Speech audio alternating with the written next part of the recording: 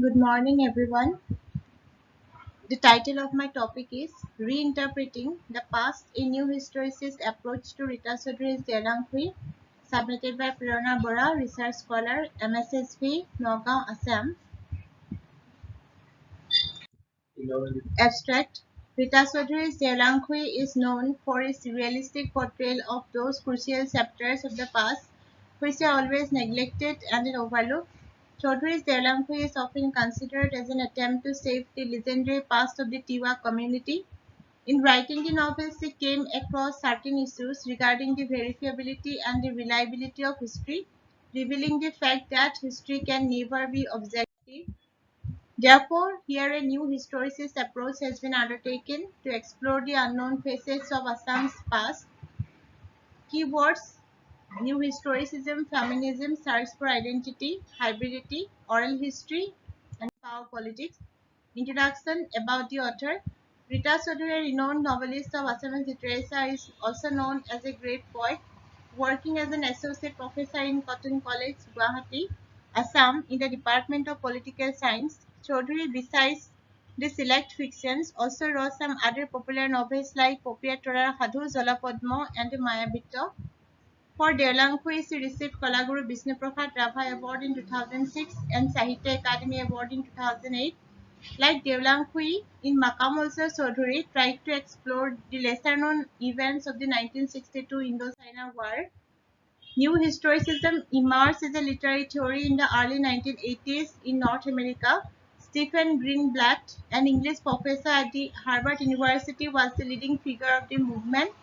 The new historicism was coined by Greenblatt, whose book Renaissance Self-Fashioning from Moore to Shakespeare is usually regarded as its beginning.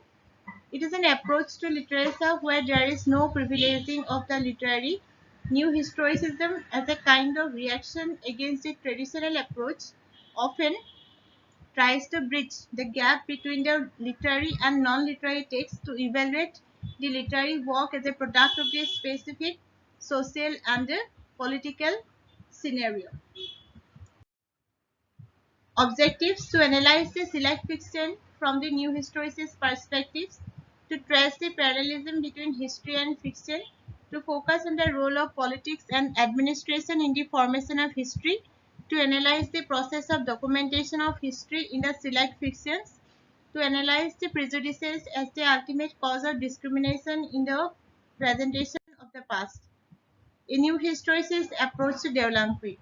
Chaudhuri herself asserts that there is no any proper documentation is available on the pre-Ahom period, and the novel attempts to present the true picture of the Assamese society of the Middle Age. The novel portrays the glorious past of the Tiwa community with a clear depiction of their remarkable socio-cultural, political and economic conditions.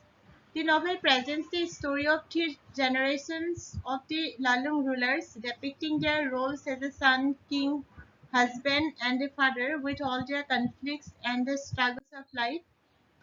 Beginning with Hadhu Kumar, then his son Mriganko, who is also known as Arimatto, and then Jongal Balagu, Arimatto's son, the novel covers a long period of history with a special focus on the characters like Konsari, Hadhu Kumar, and Kunjira, actively participated and witnessed the ups and downs of the Tiwa dynasty. Queen Chandraprabha's journey to Konsari of Hadhukumar was not easy. Chandraprabha, the wife of King Pratap Chandra of Zitari dynasty, not only turned herself into Konsari of the Tiwa community, but she had also become the queen of the Tiwa kingdom, though she had never married King Hadhukumar of the Tiwa community, but it was her great love and devotion for the Tiwa people that had raised her into that stature. Her son Arimatta from King Pratapchandra became the king of the Lalung, and he defeated his own father unknowingly and brought Kamatapuri under his control. Through the delineation of history, the novel presents two contrasting views regarding women, one in the Tiwa community known as non-Aryans and the another in the society of the Aryan king Pratapchandra. Hadukumar Gobha King was far better than the Aryan king Pratapchandra in his moral and ideals. The disbelief, insult and banishment which Konsari got from King Pratapchandra, and the selfless love, respect and hospitality which he got from Hadukumar are enough to question the long prevailing beliefs regarding the concept of Aryans and the non-Aryans. Aryans, the kings of great kingdoms with greater power, it may not be possible for them to prove their superiority over the tribal king like Goba King Hadhukumar, who are known as non-Aryans. Here, Foucault's concept of power politics can be mentioned, where the powerful always has the capacity to dominate the powerless people. The novel not only depicts the unknown history of the Tiwa community, but here in this novel, the novelist had explored the folktales of the Tiwa community that have taught the lesson of unity to all the ethnic communities of Assam. The story of the three sisters, Lali, Hilali, and Lai, narrated by Hunjira to Konsari, again puts light on their approach to secure unity. Festivals like Jhanjua, Sagra Misava Festival, and the Zonbil Mela all are mentioned here. And the novelist very beautifully correlated all these festivals in the life of the characters of the novels. According to the Tiwa people, King Zongal Balahu got a divine sword from goddess Bokundhara for his devotion and bravery. This sword became the reason of his death, and his death becomes the greatest evidence of the existence of this sword. The novel again shows how history repeats itself, like King Arimatta who killed his own father, King Pratap Chandra. Here King Zongal Balahu again killed King Arimatta, his father, in ignorance. In this way, through the presentation of history, the novel depicts the struggles and the unpredictability of human life, which is applicable to all the ages. At the same time, the novel also shows how through patience and determination and understanding, every problem of life can be solved like Hadhukumar and the Kansari.